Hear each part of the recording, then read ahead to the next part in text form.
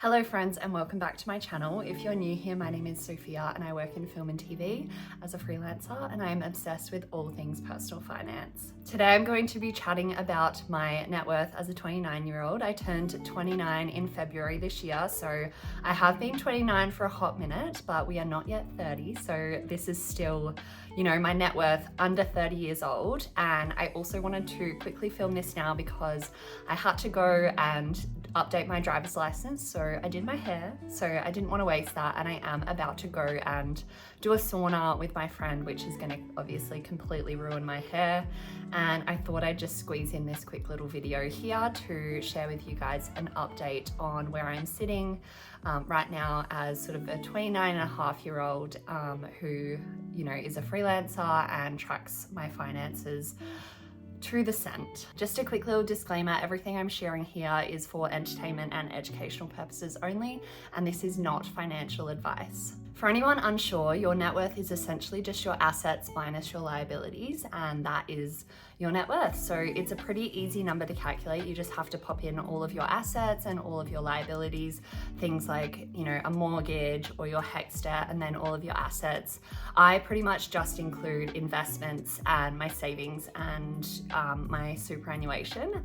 That is my assets. Some people include their car as one of their assets, but honestly, I'm never going to really be selling my car and just keeping that money. I'd be using it to buy a new car.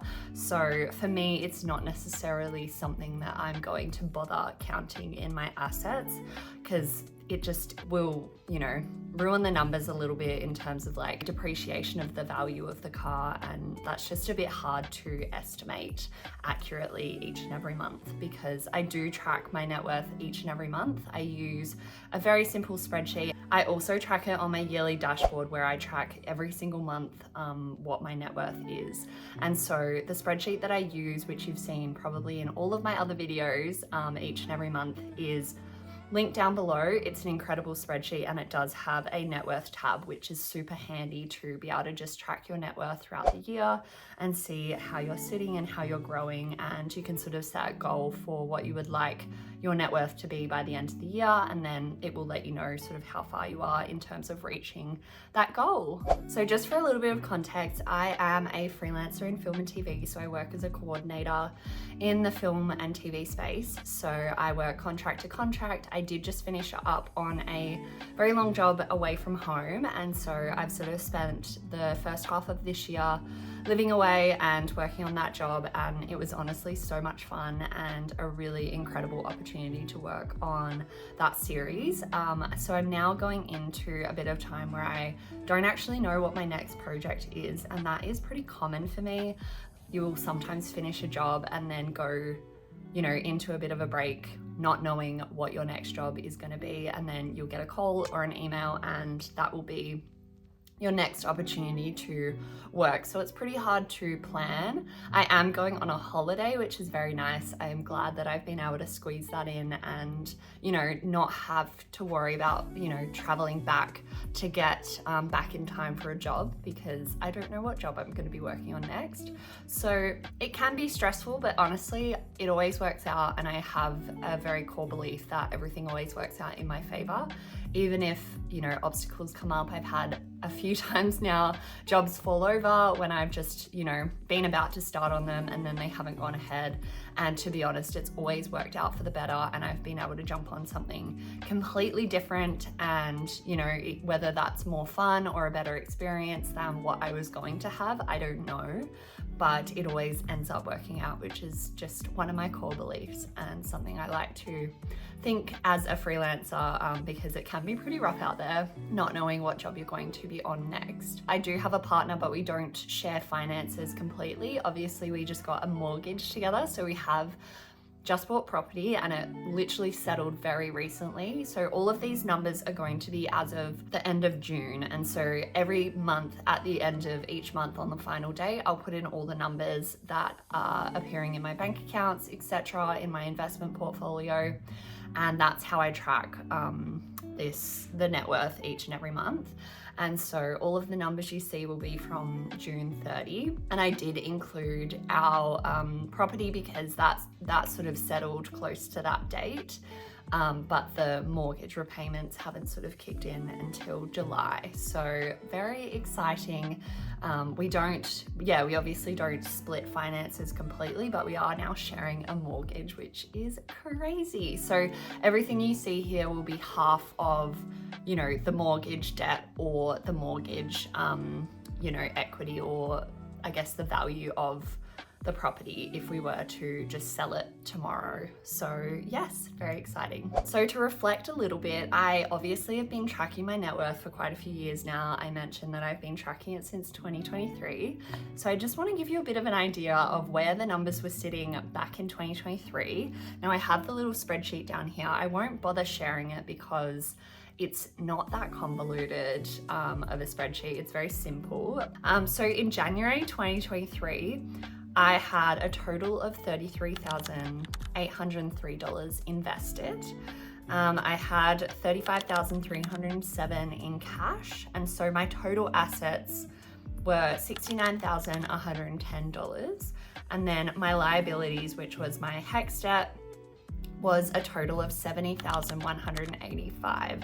So I had a net worth of negative $1,075. So I was in the negatives merely 3 years ago, or, you know, almost 4 years ago, which is crazy, especially when we see how much this has grown over the past, you know, 3.5 years. It is nuts. Now I do feel like my finances are going to change quite considerably over the next 6 months now that I do have a mortgage, and we obviously just bought land, so we are looking to build in the future. So I feel like it's going to fluctuate quite a lot over the years, but this is literally just our starting point, and it will, maybe I'll end up, you know, having a lower net worth in the future, or it'll end up, you know, growing more. It just depends how much we end up needing to leverage to build, and, you know, how we manage to do that, whether that's just getting a bigger mortgage or, looking into other avenues.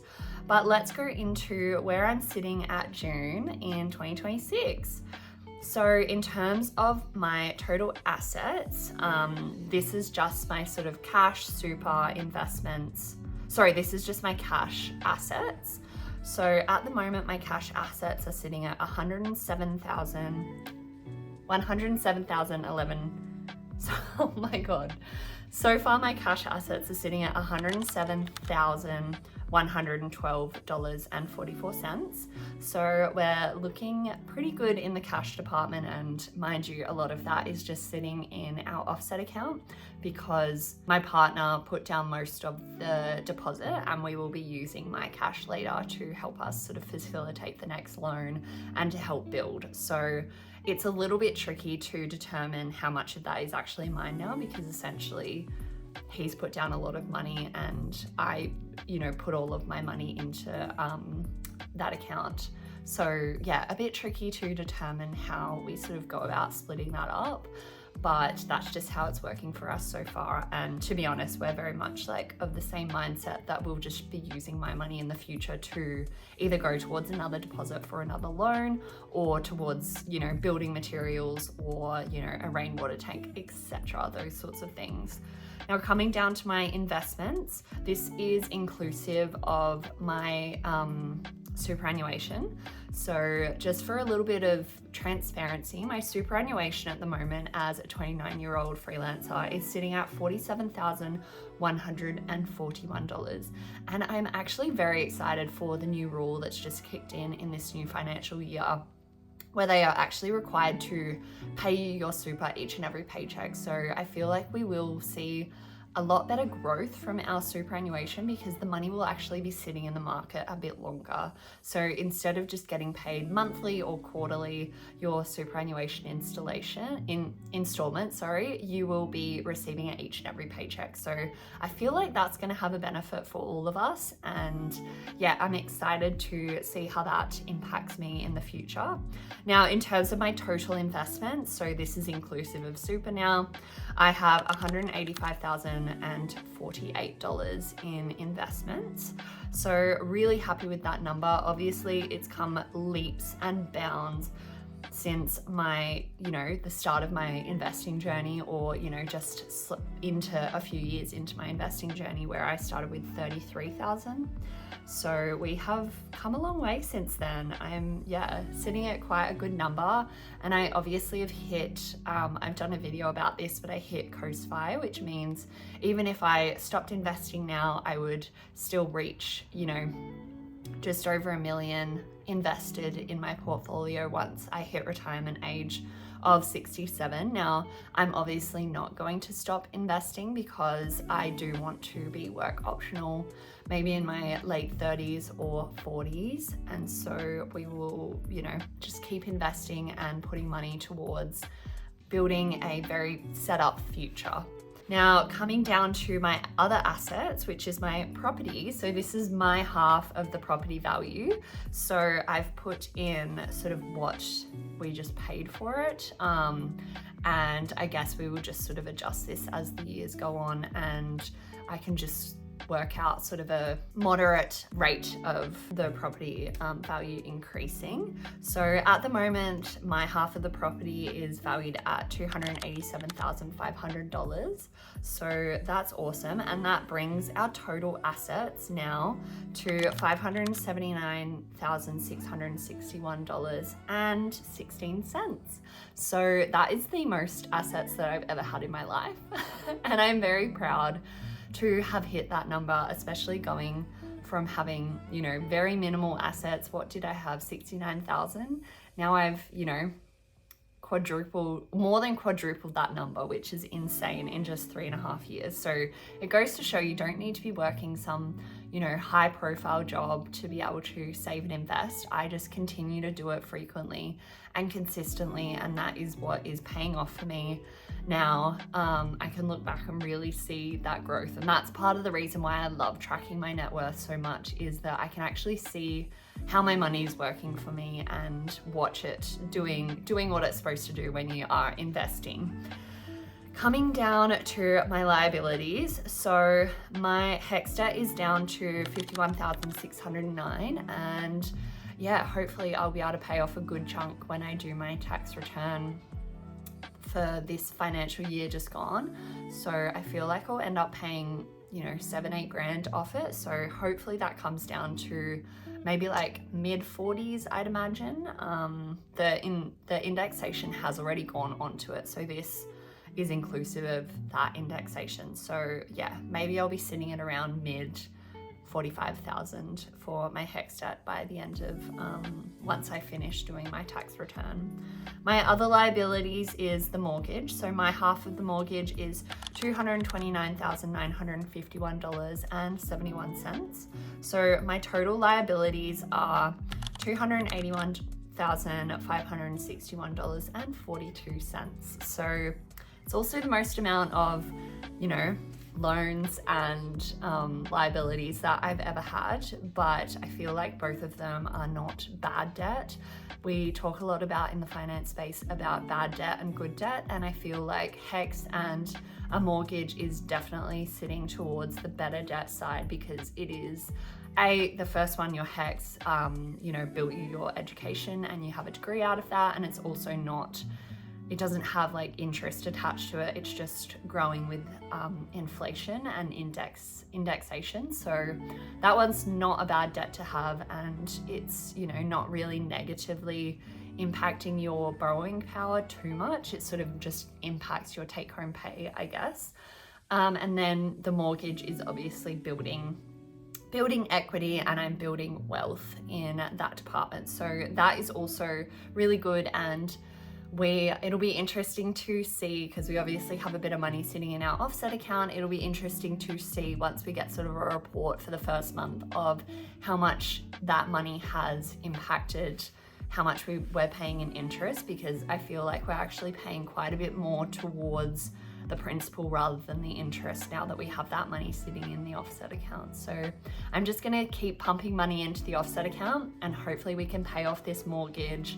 I think we're projected to pay it off potentially like 10 to 15 years earlier than we're meant to, but Obviously, this will all depend on how we end up building, and if we end up borrowing more money, then it'll just be a bit of a see how we go in that department. So coming down to the final net worth number, so you could probably work it out, you know, if you were following along and listening to all the numbers and writing it down and doing those calculations yourself. But my current net worth as a 29-year-old is $298,099.75. So we are so close to hitting the 300K mark. And funnily enough, my goal for the year was to hit 250,000 net worth, and I've surpassed that already, and we're only halfway through the year, which is absolutely nuts. And yeah, I'm just very grateful to have tracked this and to have seen the growth and the journey that I've been on to reach this point. And it goes without saying, I feel like I'm very privileged to be able to put money towards this. I don't have any huge overheads. I don't have people that, you know, depend on me for, I don't have kids, and I don't have, you know, family members that need money from me, or, you know, there's a lot of different circumstances out there that I guess impact people's wealth and their ability to generate and build their wealth over the years. And I've just been very fortunate in being able to funnel a lot of money towards investments and savings.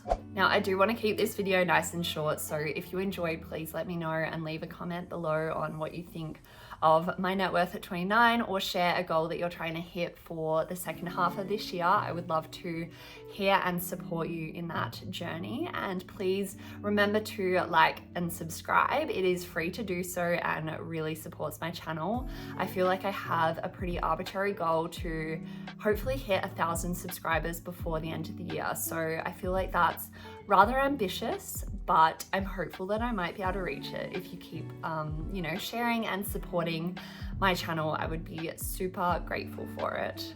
So that is all for today. Thank you so much for watching, and I will see you in my next video. Bye, friends.